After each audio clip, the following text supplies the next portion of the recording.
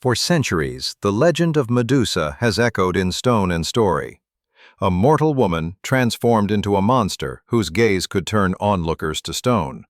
The image is etched in our collective memory. Yet what if behind that legend lay a hidden reality? A temple built not to worship Medusa, but to contain her power. Recent archaeological discoveries in southwestern Anatolia have reopened this question, suggesting the possibility of a sacred structure deliberately designed to house something far more dangerous than any monster's head. It began with a chance field survey in 2019, when satellite imagery captured anomalous geometric traces on a ridge overlooking an ancient lake basin. Local farmers long suspected ruins, but the walls appeared irregular, unlike the typical temple footprints of Hellenistic Greece. A joint Turkish-German team arrived to excavate, and within months, they uncovered foundations of a large rectangular building, oriented toward the sunset rather than the rising sun. Unusual for a temple of that era. At the core lay a deep basin lined with serpentine motifs, and fragments of burnt offerings mixed with glass shards and charcoal. The team tentatively labeled it Structure X. As the excavation progressed, the team began to find reliefs of Medusa heads carved into threshold stones, but not in the usual apotropaic sense. These heads were recessed, their eyes deeply engraved, and they were found at the entrance to narrow corridors flanked by snake coils carved into limestone. One inscription, partially preserved in Luwian hieroglyphs, can be translated as, "She who binds the turning gaze." It is a phrase unlike any previously found in Greek myth, indicating a ritual of containment rather than defeat. What the evidence seems to point toward is a temple whose very purpose was containment. Not an act of suppression, but of ritualized control. This is a subtle distinction. Traditional Greek religious architecture built temples to honor gods and secure blessing. Here, the design suggests something else: to protect the community from the force of Medusa, to channel, to restrain, perhaps even to harness it. In other words, to turn fear into order. Inside the central chamber, the archaeologists discovered traces of what appears to be a large circular altar, surrounded by metal brackets embedded in the stone floor, hinting at a ritual apparatus. Scanning revealed a shallow pit beneath it, filled with sediment, charcoal, and fragments of coiled snake figurines. Surrounding the altar, a ring of carved serpents faces inward, not outward. The standard apotropaic image of Medusa's head, meant to ward off evil, here becomes inward-facing, as if gazing at what must be kept within. This inward orientation is what makes this structure unique. It suggests the temple was built to hold something in, not simply to protect from something out. The scholars working on the site hypothesized that the ancient builders believed Medusa's gaze was not just metaphorical, but potent, and required ritual containment. The temple's architecture supports this.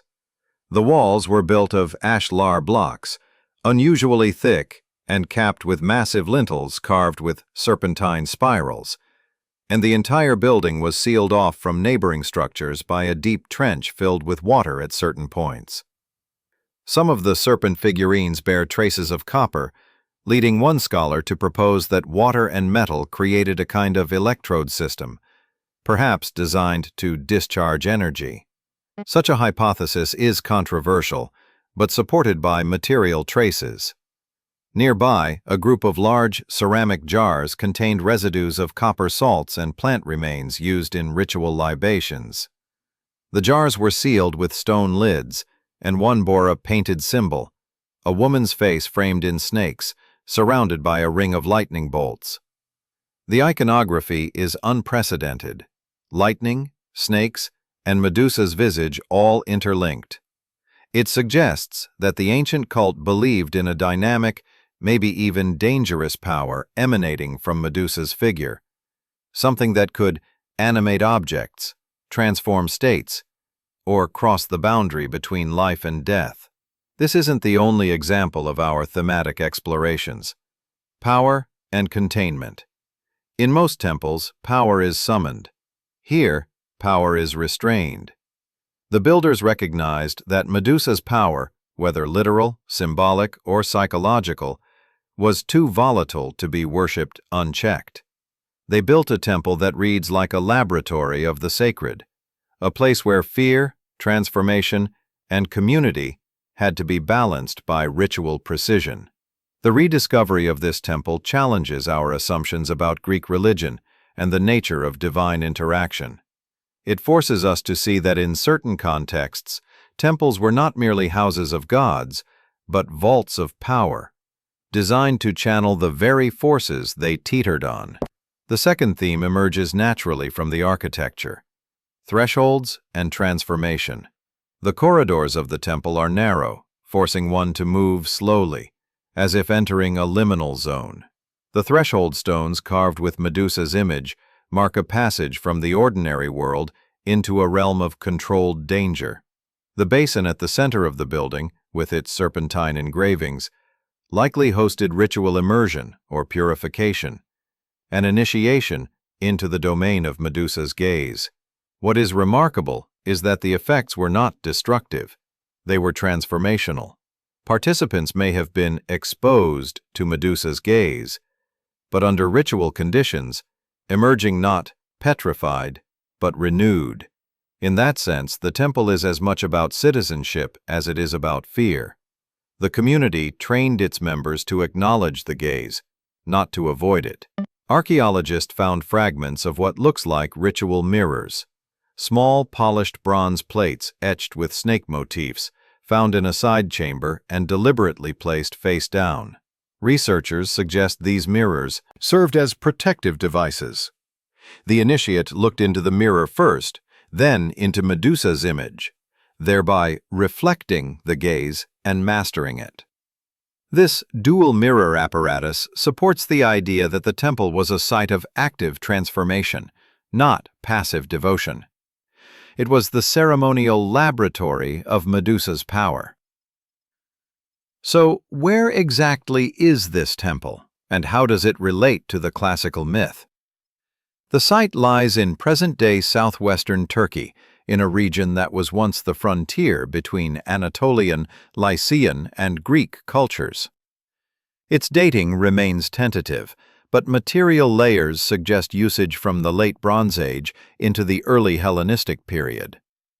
This means the temple existed before the myth of Medusa crystallized in Greek literature, which hints at a much older tradition, one in which Medusa was not demonized but engaged as a force. In later Greek retellings, the story becomes a cautionary monster tale. Here, it seems to have been part of a ritual system of mastery. As the excavators push deeper, the question becomes, if this temple was built to contain Medusa's power, what then became of it? That will be the focus of our next section: the rituals, the decline, and the rediscovery. As the excavation deepened, the contours of the temple's ritual life began to emerge. In one side chamber, archaeologists found hundreds of slender bronze mirrors, each etched with delicate snake coils and the faint outline of a female visage. The mirrors were stacked in recesses, amid charcoal stains and fragments of pottery. A working hypothesis suggests that initiates used these mirrors to reflect something more than their own image, perhaps to confront the Gorgon's gaze without being consumed by it. The reflective surface stands as a metaphor. One must see the gaze, then master it, rather than avert one's eyes in fear. Elsewhere, a series of low wooden benches were uncovered, positioned facing a hollow niche in the wall, which contained a basalt basin filled with greenish residue. Chemical analysis revealed copper salts and plant alkaloids, substances associated with altered states of consciousness. In yet another room, a shallow trench filled with water surrounded a circular platform slung with chains of serpentine engravings. The suggestion is that ritual immersion or a symbolic passage took place here, as if the water served to submerge one's ego before emerging renewed. In a cult built to contain power, transformation appears central. One of the most compelling finds is a large lintel block, half eroded but bearing a relief of the Gorgon's head, set amid lightning bolts.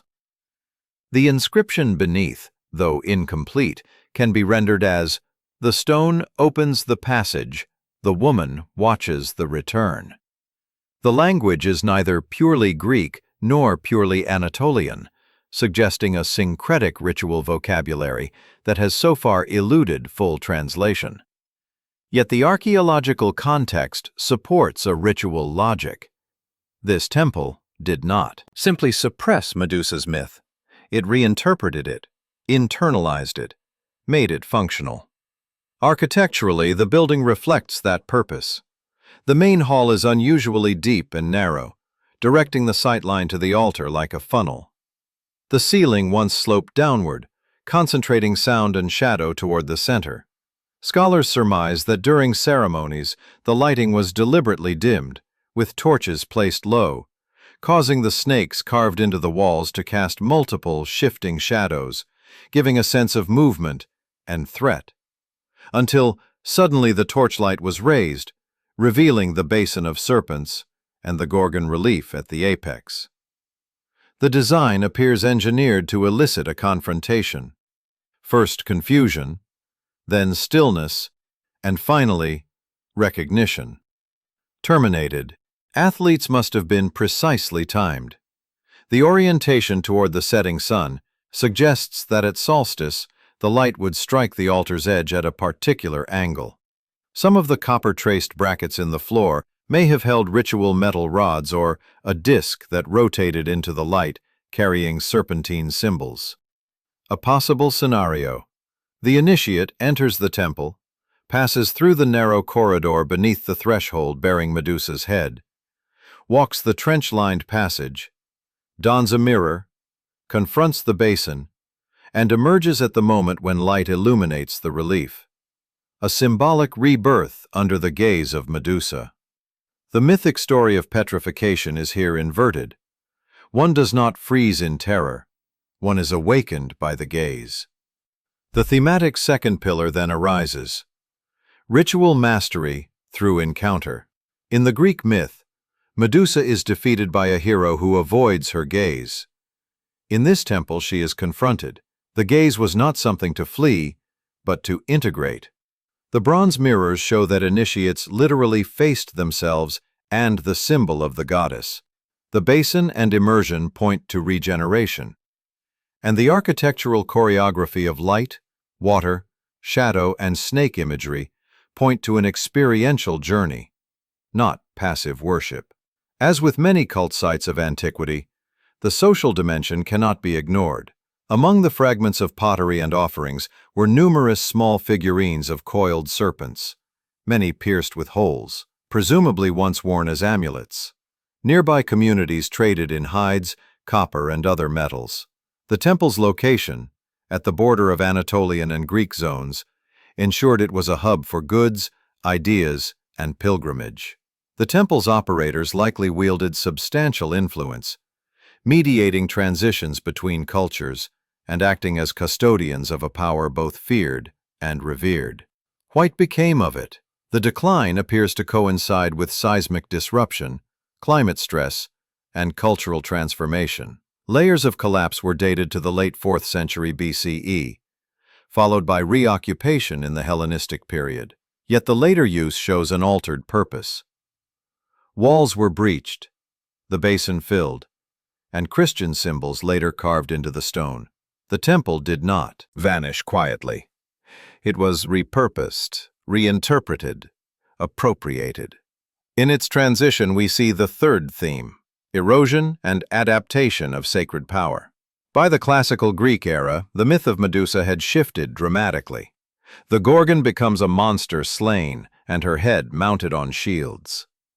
But the archaeological record at the temple suggests that the original cult was not about death, but about containment and transformation. What remains is the memory of power reframed, its rituals scattered, its temple partially collapsed, yet its symbolic presence enduring. The water trench, the mirrors, the snake coils, all hint at a logic of engagement rather than avoidance, of mastery rather than destruction. Medication's modern archaeology continues to contest this narrative. Skeptics argue that the evidence is fragmentary, and that the features may represent a sanctuary of an entirely different deity later associated with the Gorgon image. Others highlight that the inscription language is ambiguous. The plant residues may indicate medicinal rather than mystical use, and the copper traces may belong to later reuse. But the convergence of architectural, iconographic, and material clues is difficult to dismiss. The temple may not prove definitively the containment of Medusa's power, but it reopens the possibility of an ancient ritual architecture of transformation scripted around her legend. The ritual practices at this temple may hold deeper psychological significance. The use of mirrors, the corridor beneath the gaze, the immersion bath, all suggest a ceremony of the self. Initiates confronted something within themselves, something mirrored in the myth of Medusa. In modern psychological terms, this mirrors the notion of the shadow, the part of the self one refuses but must confront. The temple project becomes a metaphor for inner work built into monumental architecture. The ancient builders externalized the internal journey. The third thematic axis thus emerges: architecture as inner landscape. The temple is not merely a place of worship, but an external map of psychological transformation. The snakes carved into the walls, the narrowing corridor, the shallow water, the harsh relief of the Gorgon, all combine to replicate the internal state of the initiate. The stone, the water, the metal, all reflect inner materiality. To enter is to descend into oneself. To emerge is to return, changed. The transformation occurs not on the battlefield or in heroic myth, but in the cave of the self. The temple built to contain Medusa's power, then, becomes a time machine. It allows modern viewers to glimpse an ancient attempt to harness fear and channel it into renewal. This discovery reframes what we thought we knew about Greek religion, about Medusa, and about the human desire to master what lies beneath. As the temple slipped into neglect, its purpose shifted from active ritual to silent ruin. Time, climate, and successive cultures conspired to bury its power, meaning while preserving its form. The trenches filled, the mirrors cracked and buried, the serpentine carvings weathered by centuries of wind and water. Yet even in decay, the architecture maintained its message, the containment of a power that dared not be forgotten. In the centuries following the temple's peak, the region witnessed seismic shifts. Populations moved, languages changed, and the rise of Hellenistic and then Roman dominion brought a new cosmology into place. The temple's iconography, once central to a transformative ritual system, was reinterpreted through new lenses. Medusa's image, carved into facade and altar, no longer whispered of containment or initiation. She became a symbol of terror, a monster's head displayed on shields, coinage, and gateways as a ward against evil. In southern Anatolia, excavations of classical and Roman-era sites unearthed Medusa heads and reliefs embedded in public architecture and water systems. At the ancient city of Antiochia ad Cregum, a marble relief of Medusa was found, built into the front wall of what appears to have been a temple or public building. The head, oversized, with wild eyes and coiling snakes for hair, may have been repurposed not to mark a place of worship, but as a protective emblem. A key transition is visible, from containment to display, from ritual to symbol. In Mientos, in the same way, the temple we trace underwent transformation. Once designed to subdue or integrate the power of Medusa, later cultures simply displayed her head as an emblem of triumph over fear. The ritual water trenches became drainage channels. The mirror caches lost their gloss. The serpentine motifs were recycled into decorative reliefs. A structure of inner initiation became one of outer spectacle. Pem Desert of Transformation leads us to the next theme: legacy and reinterpretation. The temple's original architects fashioned an experience of initiation. Its later inheritors turned that experience into metaphor. The building may have ceased functioning as a temple of containment, yet its echoes persisted in architecture, myth, and iconography across the Mediterranean world. For instance, in the Roman-era mosaic of the city of Kibera, A scene of Medusa crafted in the opus sectile technique lies in the Odeon. The high craftsmanship and location suggest the Gorgon's image retained power and meaning, far removed from her original ritual context. Such artworks remind us that the temple's influence did not end with abandonment. It was reworked into public art, memory, and protection. And beyond art, the temple's psychological architecture endures. Modern analyses of myth and psyche identify Medusa as symbol of what the ego fears, the gaze at the unintegrated self. The mirrors and serpents of the ancient site can now be interpreted through the lens of inner transformation. Confrontation, reflection, immersion, emergence. The ancient ritual hardware becomes metaphor for what we now call shadow work, integration of the hidden self. Yet the material remains demand more than metaphor. In recent field seasons, ground-penetrating radar and magnetometric surveys around the ridge site revealed anomalies consistent with water-filled trenches and metallic artifacts. Though the team cautions that nothing is confirmed, the convergence of architecture and geophysics invites a provocative hypothesis. The original builders attempted not only symbolic containment, but technological mediation of the power they believed emanated from the goddess. This raises an unsettling possibility. The temple stands at the intersection of myth, ritual, and early engineering. A sacred structure built both to commune with and to control an elemental force. We tend to dismiss such ideas as metaphor-heavy or speculative, but when reliefs, trenches, and mirrors align with ritualistic pattern, the line between metaphor and measurement becomes thin. When the temple fell into disuse, the local communities kept parts of its vocabulary alive. The image of Medusa, the snake coils, the basin of water, yet detached them from the original ritual intent. They became decorative, protective, applied rather than enacted. This suggests a model of cultural adaptation. As ritual technology became socially obsolete, its iconography remained, stripped of depth, but alive as symbol. Hamstring. The final piece of our story is rediscovery. In the last decade, archaeologists have reopened sections of the ridge and brought to light fragments that challenge established narratives of Greek religion. What we thought were isolated apotropaic motifs now appear as the residue of a far older initiation tradition. The temple built to contain Medusa's power may never yield its full plan, but it invites reinterpretation of the myth itself. Remorse its rediscovery matters because it shifts our understanding of each component. The Gorgon's gaze, the snake coils, the water trench. No longer simply traits of a monster's story, they become parts of a ritual schema. The story of Medusa becomes less about punishment and more about transformation, less about fear and more about empowered facing. Blessings. In a modern frame, this has relevance beyond history.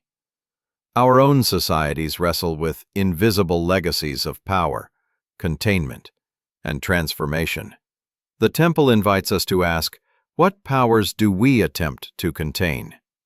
What symbols do we inherit from previous cultures?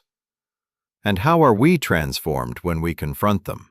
To walk the corridors of the temple, even in imagination, is to walk the corridors of the mind. Its mirrors prompt reflection. Its snakes coil around meaning. Its water bath suggests purification not of body alone, but of psyche.